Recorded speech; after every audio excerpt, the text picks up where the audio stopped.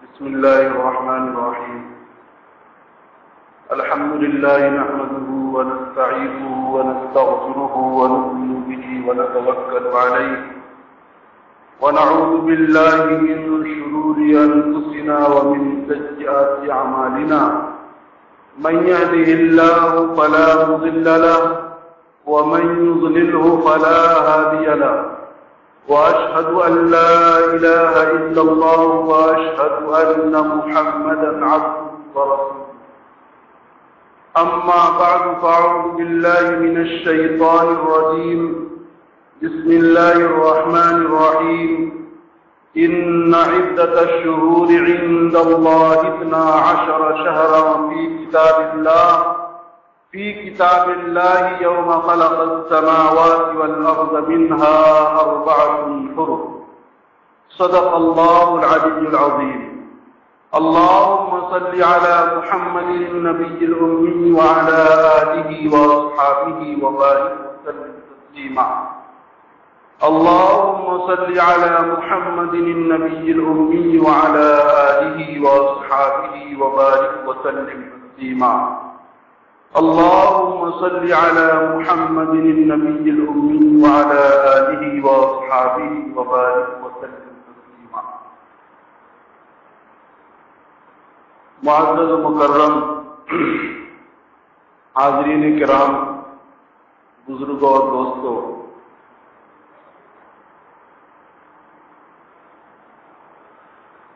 محرم الحرام کا مہینہ چل رہا ہے،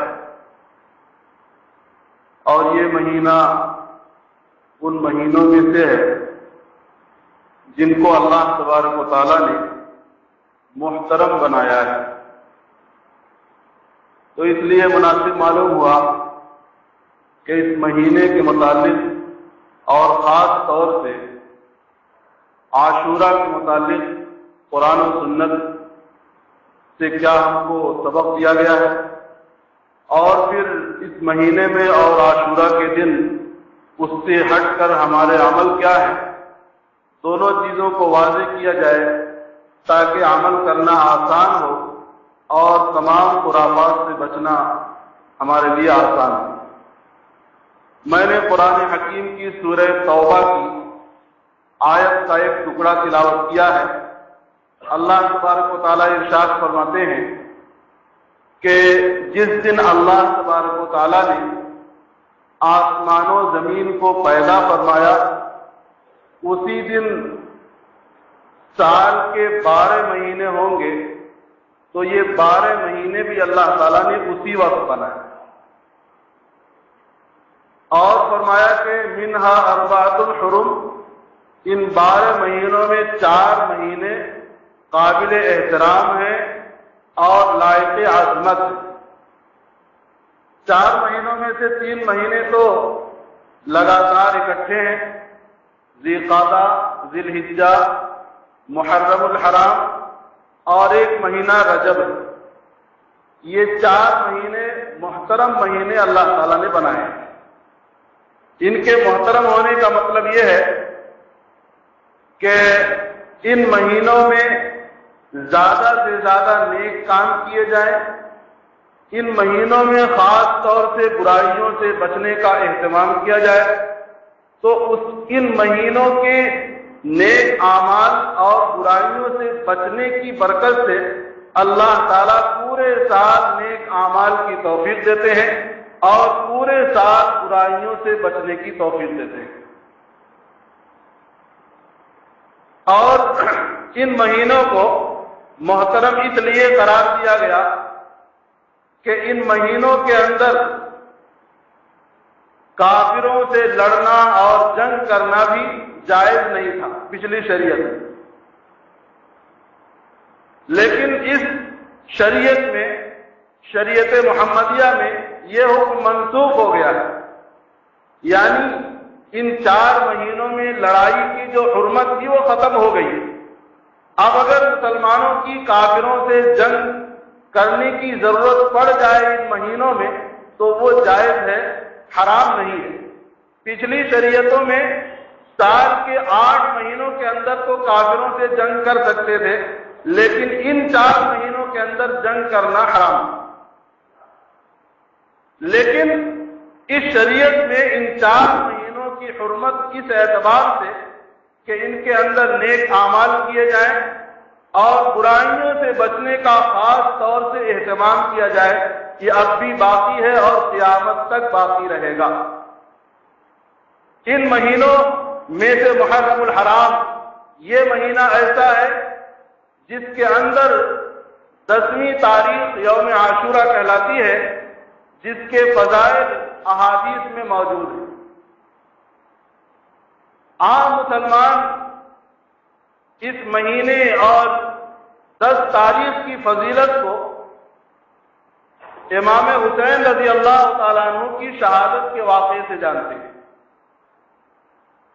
اور نعوذ باللہ ان کی شہادت کی وجہ سے عاشورہ کے دن کو اور اس مہینے کو غم کا مہینہ قرار دیتے ہیں۔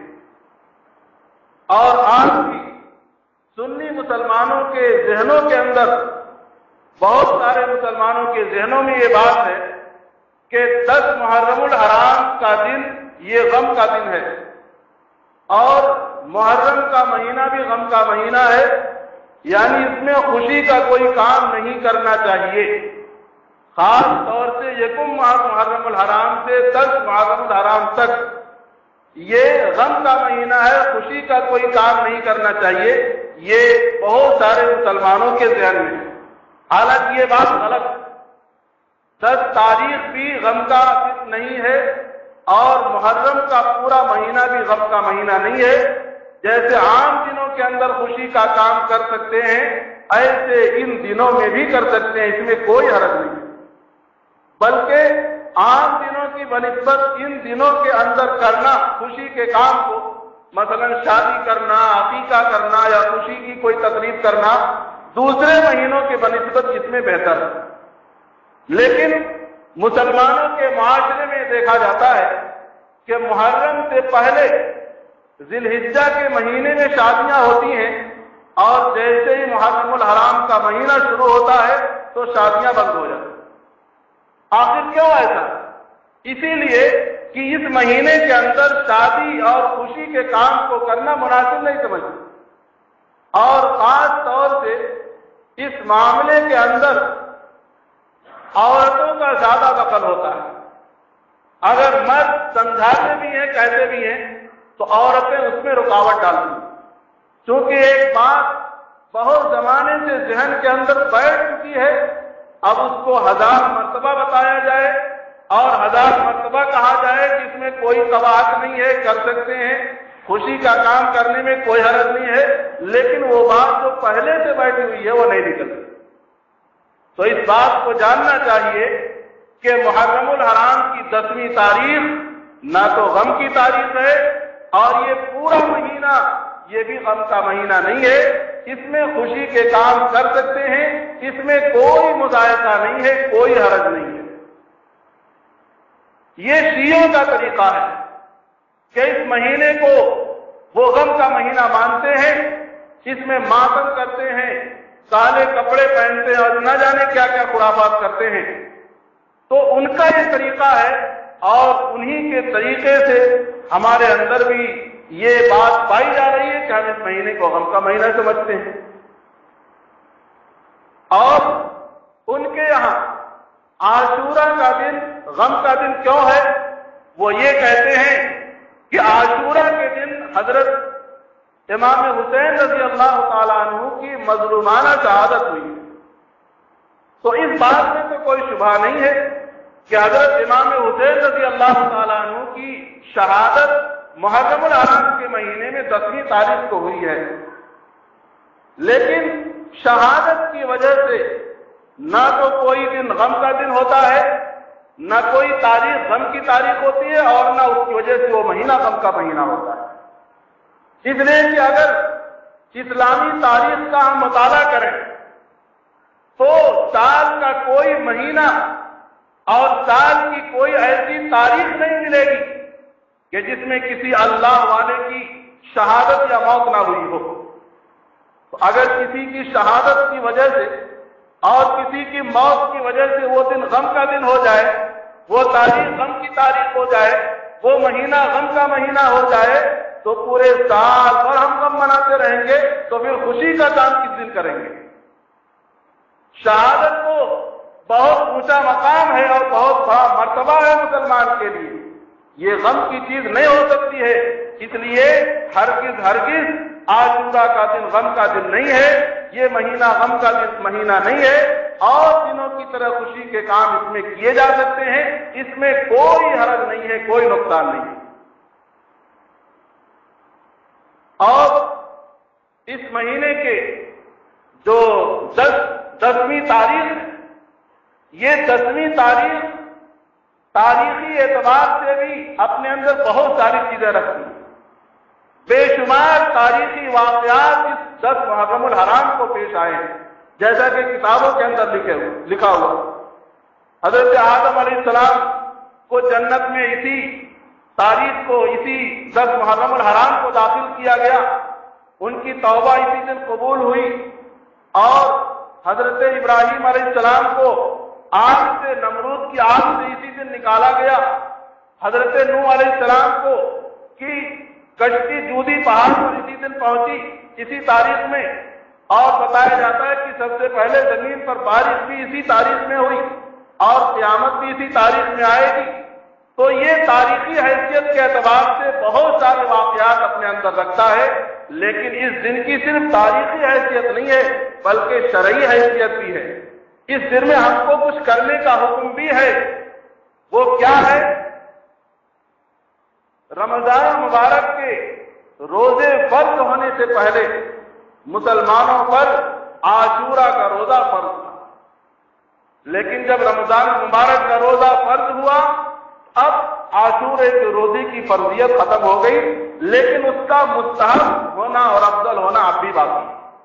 صحابہ کرام فرماتے ہیں کہ اللہ کے رسول صلی اللہ علیہ وسلم رمضان کے روزوں کے فرض ہونے سے پہلے عاشورہ کے دن روزہ رکھنے کی تاکید کیا کرتے تھے، اور عاشورہ کے دن روزہ رکھنے کا حکم دیا کرتے تھے، لیکن جب رمضان کے روزے فرض ہو گئے تو آپ نے اس کی تاکید کرنا بند کر دیا، بلکہ آپ نے فرمایا کہ یہ مستحب ہے، اس میں رکھنا ثواب کی چیز ہے، اگر نہیں رکھے گا کوئی تو وہ فرضیت کا تارک نہیں ہوگا، لیکن رکھنا چاہیے، اس کی مستحبیت اور اس کی افضلیت اب بھی باقی ہے۔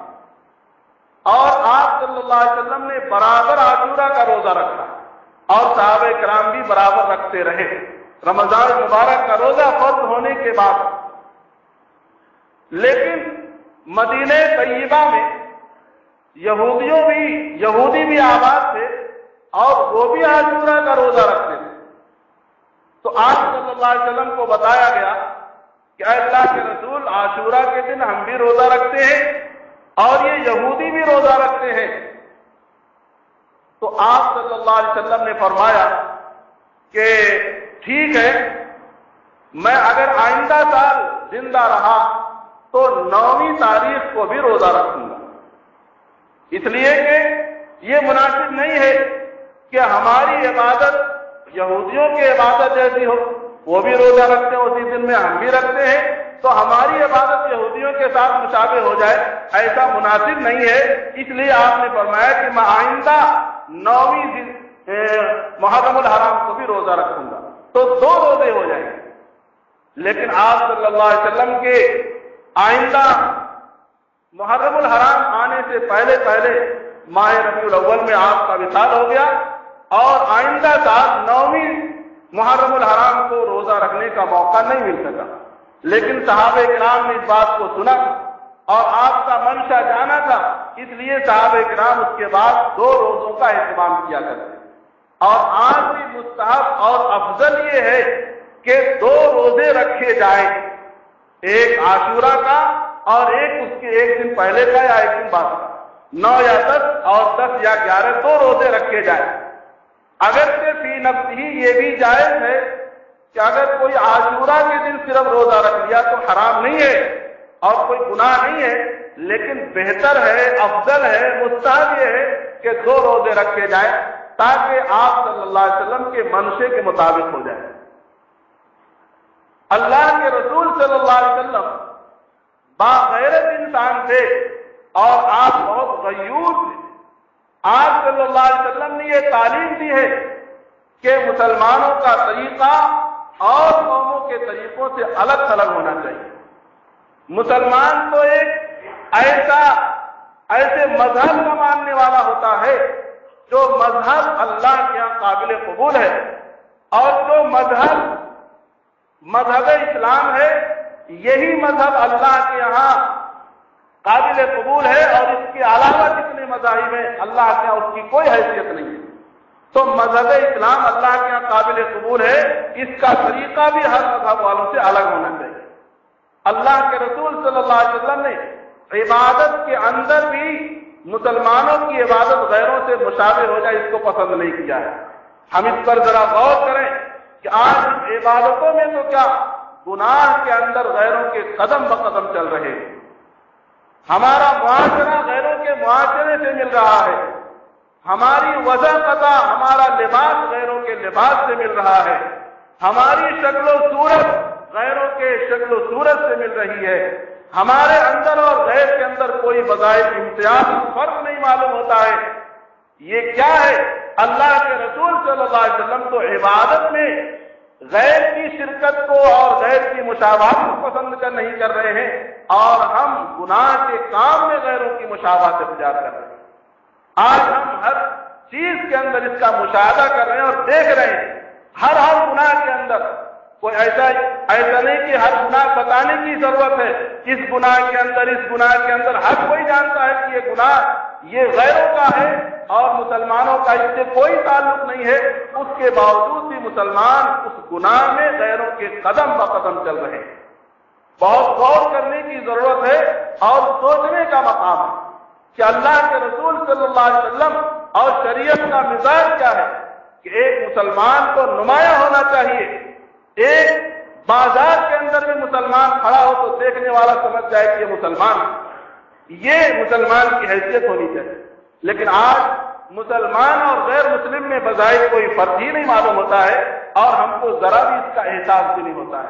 اللہ تعالیٰ ہم سب کو سمجھ عطا فرمائے، اللہ پاک ہم سب کو اسلام کے ہر طریقے کو اپنانے کی توفیق عطا فرمائے۔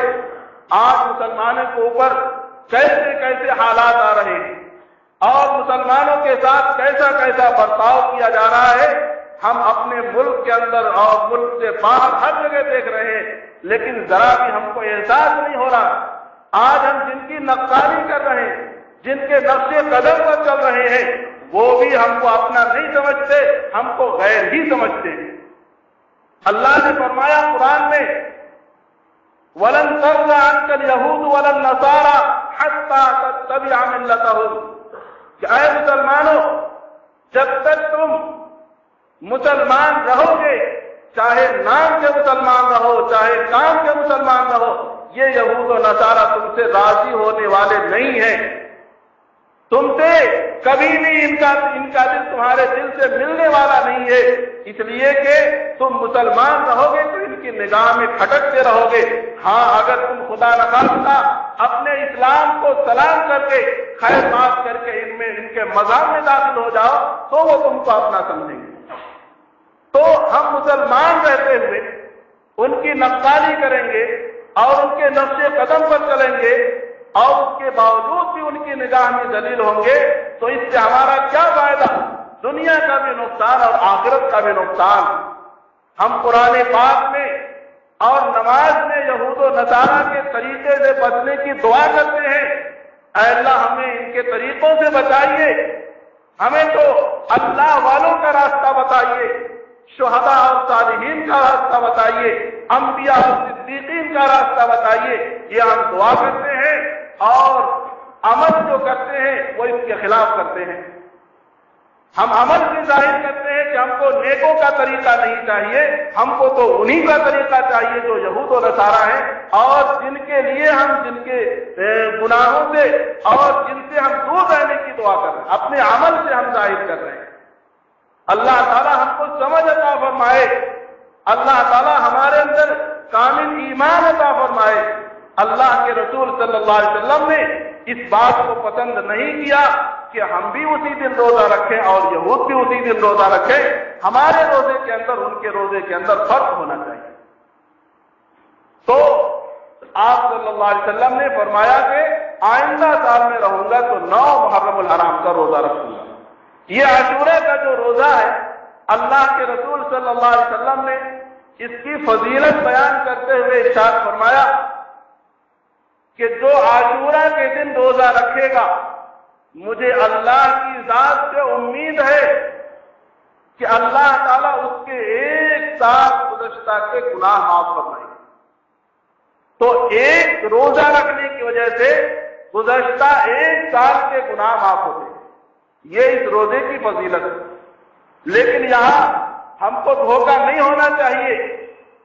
جہاں بھی احادیث میں نیک اعمال کے ذریعے گناہوں کے معاف ہونے کا ذکر آتا ہے محدثین اور فقہا فرماتے ہیں کہ ان سے مراد صغائر گناہ ہوتے ہیں. کبیرہ گناہ ان سے معاف نہیں ہوتے ہیں. کبیرہ گناہ کے لیے تو توبہ کرنے کی ضرورت ہے. اور ایک بات بھی جاننا چاہیے کہ گناہ 3 طرح کے ہوتے ہیں. سب سے بڑا گناہ کفر اور شرک ہے. اور یہ کفر اور شرک تو ایسا گناہ ہے کہ اگر اس کے ساتھ کوئی مر گیا کفر اور شرک کی حالت میں تو اللہ کے یہاں اس کی معافی کا کوئی سوال ہی پیدا نہیں ہوتا. وہ ہمیشہ ہمیشہ کے لیے جہنمی ہے.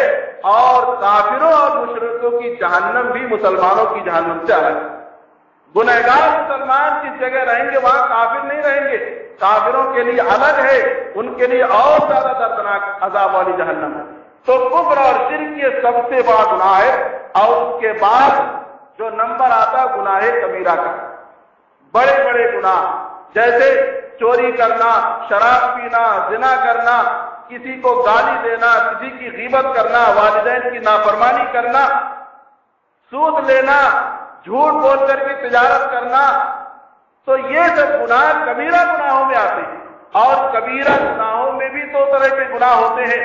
ایک گناہ وہ جن کا تعلق اللہ کی ذات سے ہوتا ہے اور دوسرا گناہ وہ جو انسانوں کی ذات سے ہوتا ہے. حقوق اللہ سے جو گناہ تعلق رکھتے ہیں وہ توبہ کرنے سے معاف ہو جاتے ہیں. لیکن جو انسانوں سے, مخلوق سے جو گناہ تعلق رکھتے ہیں ان میں ایک شرط معاف ہونے کے لیے یہ بھی ضروری ہے کہ کسی کو اگر تکلیف پہنچایا ہے, کسی کا مال حرام کیا ہے, کسی پر ظلم کیا ہے تو اس سے معاف کرائے اور اس کی لی ہوئی چیز کو واپس کرے تو معاف ہوتا ہے. اب کسی نے کسی کا مال ہڑپ کر لیا, کسی پر ظلم کر دیا, اللہ سے معافی مانگے گا تو اللہ تبارک تعالیٰ اس کو معاف نہیں کریں گے جب تک کہ مظلوم سے معافی نہ مانگے اور مظلوم کی لی ہوئی چیز کو جو ناجائز طور پر لیا اس کو واپس نہ کرے. تو یہ گناہ کبیرہ جس سے توبہ کرنے کی ضرورت ہے. اور ایک گناہ صغیرہ ہوتا ہے جیسے قبلہ ہو کر پیشاب کرنا, بیت الخلاء کے اندر پہلے الٹا قدم رکھنا چاہیے, سیدھا قدم رکھ دینا. مسجد سے نکلتے وقت پہلے الٹا قدم رکھنا چاہیے پھر سیدھا, کوئی پہلے سیدھا قدم رکھ دیا. اسی طریقے سے کھڑے ہو کر بلا عذر کے پانی پینا. اسی طریقے سے بائیں ہاتھ سے الٹے ہاتھ سے کھانا کھانا. تو یہ گناہ جو ایسے ان کو صغیرہ کہا جاتا ہے. اور بھی بہت سارے گناہ ہیں. انوار البیان میں بعض تفسیر کی کتابوں میں ان تجتنبوا کبائر ما تنہون کے تحت لکھا ہوا ہے کہ اگر تم کبیرہ گناہوں سے بچو گے تو ہم تمہارے صغیرہ گناہوں کو معاف کر دیں گے. اس کے تحت صغیرہ اور کبیرہ گناہوں کی فہرست بھی مفسرین نے بیان کی کہ کون کون سے گناہ کبیرہ ہیں جن کے لیے توبہ کی ضرورت ہے اور کون کون سے گناہ ایسے صغیرہ ہیں جو توبہ سے اور بغیر توبہ سے نیک اعمال سے بھی معاف ہوتے رہے. تو جہاں بھی احادیث میں یہ آتا ہے کہ فلاں روزے سے گناہ معاف ہوئے, نماز سے گناہ معاف ہوئے اور اسی طریقے سے وضو سے گناہ معاف ہوئے, تو محدثین فرماتے ہیں کہ صغائر مراد ہوتے ہیں, چھوٹے گناہ جو ہوتے ہیں وہ معاف ہو جاتے ہیں, لیکن کبیرہ گناہوں کے لیے توبہ کرنے کی ضرورت ہے. تو اللہ کے رسول صلی اللہ علیہ وسلم نے فرمایا کہ عاشورہ کے دن جو روزہ رکھے گا مجھے اللہ کی ذات سے امید ہے کہ اللہ تعالیٰ اس کے پچھلے 1 سال کے گناہ معاف فرمائیں گے. یہ کام کرنے کا ہمیں کہ اس دن روزہ رکھیں اور اس دن تلاوت کریں، نیک اعمال کی کثرت کریں، صدقہ خیرات کریں، نیک کام کریں. باقی اور خرافات تو ہمارے معاشرے کے اندر رائج ہے، اس کی کوئی حقیقت نہیں ہے. جیسے کہ شیخ بننا، اللہ کا شکر ہے کہ مسلمان اس میں تو شریک نہیں ہوتے ہیں، لیکن ایک چیز میں شریک ہوتے ہیں. بعض محلوں میں دیکھا گیا ہے کہ شیخ جو بنتے ہیں وہ جاتے ہیں، ہمارے گھر کے بچے اور خواتین ان کو دیکھتے ہیں. تو جو چیز کرنا حرام ہے اس کا دیکھنا بھی حرام ہے. تو اس لیے ہمیں اپنے گھر میں یہ تاکید کرنا ہے کہ یہ جو شیخ بن کر کے آتے ہیں یہ تو اولاً بننا ناجائز ہے، وہ تو غیر مسلم ہے، کچھ بھی کر رہے ہیں، لیکن ہمارا کام ہے ان سے بچنا، ان کو دیکھنا بھی جائز نہیں. اولاً وہ جو آتے ہیں بن کے وہ بالکل برہنہ ہوتے ہیں، نیم برہنہ، ان کا سطر کھلا ہوا ہوتا ہے اور مرد کا سطر ناک سے لے کر گھٹنے تک کا حصہ ہوتا ہے. کسی کو بھی دوسرے کا سطر ناک سے لے کے گھٹنے تک کے حصے کا دیکھنا، کھلا ہوا دیکھنا جائز نہیں ہے. اب برہنہ شخص کو، نیم برہنہ شخص کو دیکھنا یہ تو اور زیادہ گناہ کی بات ہے.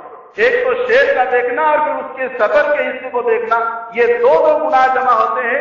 اس لیے ہمیں اپنے اپنے گھروں میں اس کی تاکید کرنا ضروری ہے کہ یہ سب خرافات کے کام ہیں.